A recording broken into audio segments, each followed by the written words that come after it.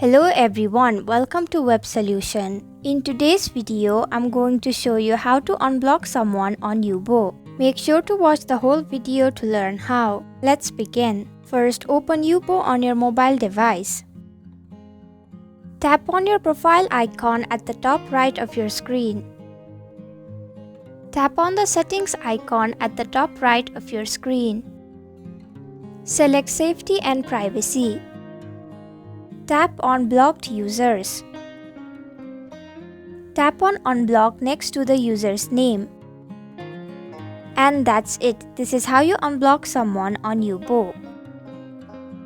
I hope you found this video helpful. If you did, then please click the thumbs up button. If you have any questions or thoughts, type them in the comments below and don't forget to subscribe to our channel for more updates. Click the bell icon too so you'll know when we post a new video. We'll be back with another video soon. Thanks for watching.